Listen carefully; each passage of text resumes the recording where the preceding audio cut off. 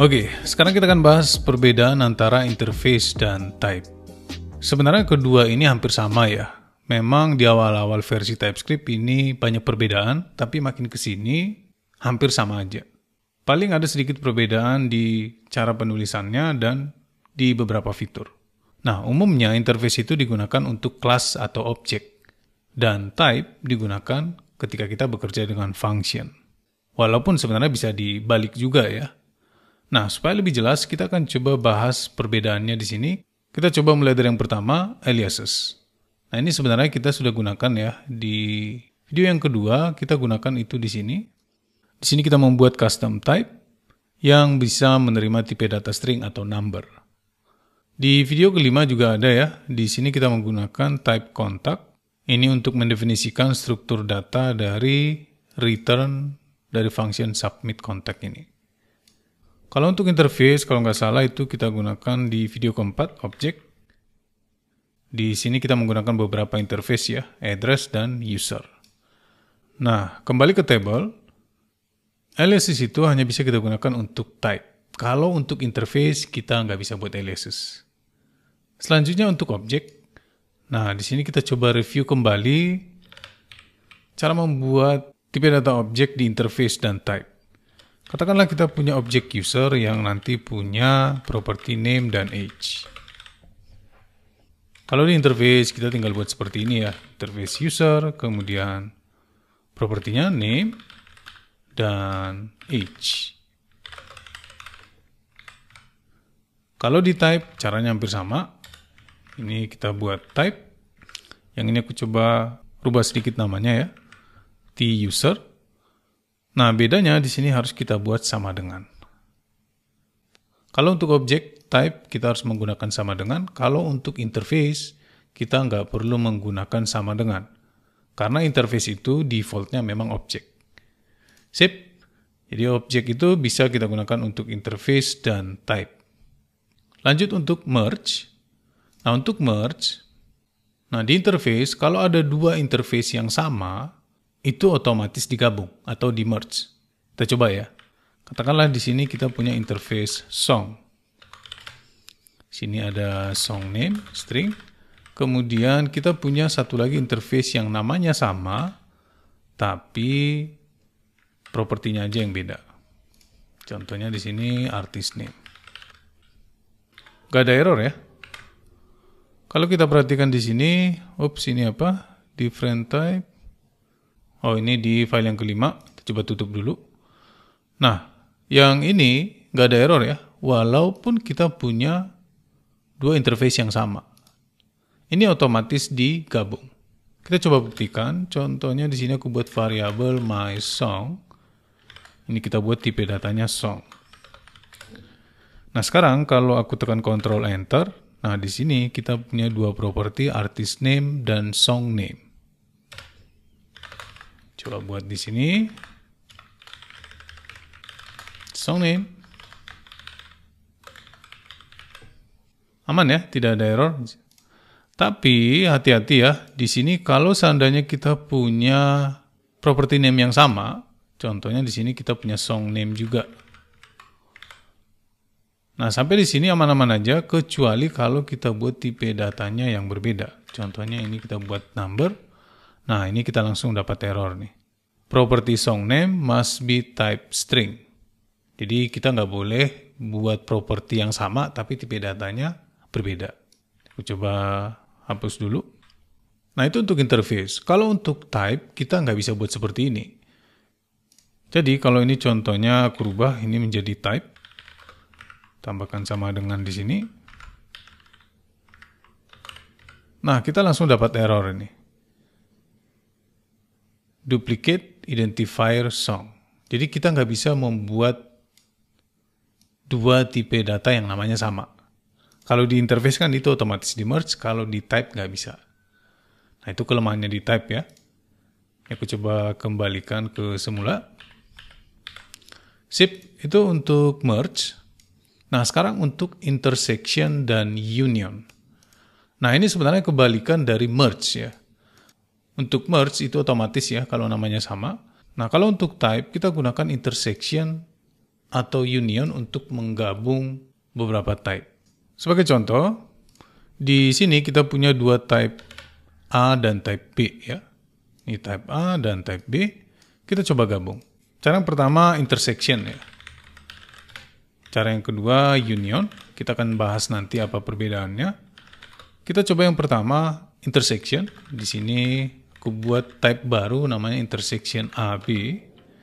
Nah, sekarang kita coba gabung type A, simbol ampersand, dan type B. Nah, ini intersection ya. Simbolnya kita pakai ampersand seperti ini. Nah, kalau untuk union, type union, cara menggabungnya kita menggunakan simbol seperti ini, vertical bar, type A dan type B. Nah, sekarang apa bedanya? Kalau yang intersection, kita wajib menggunakan semua properti yang ada di type A dan type B. Kita coba ya. Contohnya di sini aku buat variabel baru namanya myData. Ini tipe datanya kita coba yang intersection. Nah, kita harus menggunakan semua properti yang ada di sini. ID, kemudian prop A, tes. Nah, kalau kita perhatikan di sini, ini masih error ya. Prop B is missing. Prop B.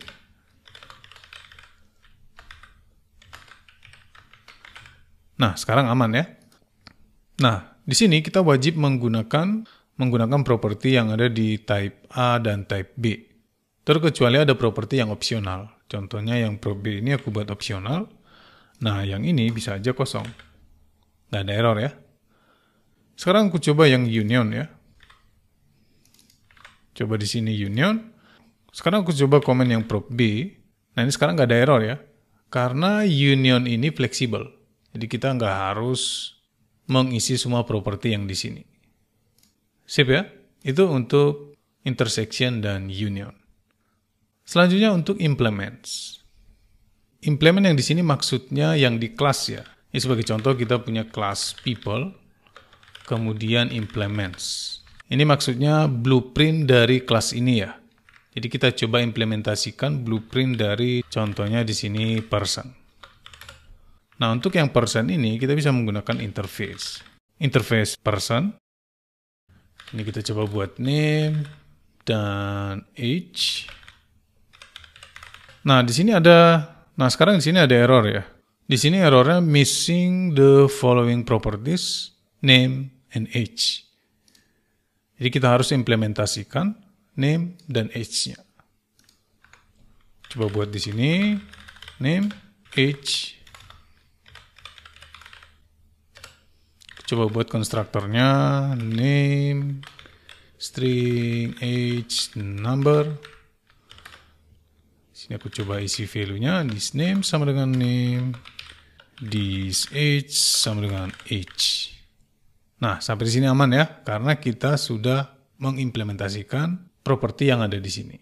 Nah, kita juga bisa buat metode. Contohnya, katakanlah kita buat di sini get name yang nanti akan menerima ID, ini kita buat tipe data yang number, dan ini akan mereturn string contohnya.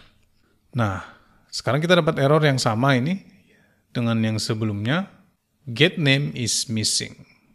Nah, ini artinya kita harus buat di sini metode get name. Name, ID number. Sini aku coba return yes. Aman ya? Nah, teknik seperti ini sangat umum digunakan ya. Jadi kita ada blueprint di sini dan ada kelas yang mengikuti aturan-aturan yang ada di interface. Jadi memastikan kelas kita itu sesuai dengan blueprint yang kita buat. Nah, sekarang bisa nggak sih kalau interface ini kita ganti menjadi type? Coba ya, type tambahkan sama dengan di sini. Bisa-bisa aja ya. Jadi untuk implements kita bisa menggunakan type, bisa juga menggunakan interface. Sip, itu untuk implements. Selanjutnya untuk extend. Nah, kalau yang interface itu bisa kita extend, kalau untuk type nggak bisa. Kita pakai contoh yang sama ya. Ini aku coba kembalikan ke interface. Nah, katakanlah kita di sini punya satu interface namanya address. Sini kita buat namanya street. Nah, si address ini kita bisa extend ke si person ini. Caranya kita di sini tinggal tambahkan extends address. Nah, sekarang interface kita yang person ini mewarisi semua properti yang dari address. Extend yang di sini mirip cara kerjanya seperti yang di kelas ya. Dan sekarang kita punya error di sini, street is missing. Karena sekarang si person ini sudah punya properti baru, street ya. Sini kita coba tambahkan street string. Aku langsung isi aja value-nya di sini ya, di street. Sip, mantap. Oke, sampai di sini kita sudah membahas banyak hal tentang interface dan type. Pada prakteknya, kedua ini sering juga digabung ya. Jadi bukan berarti ada yang lebih baik dan ada yang lebih buruk.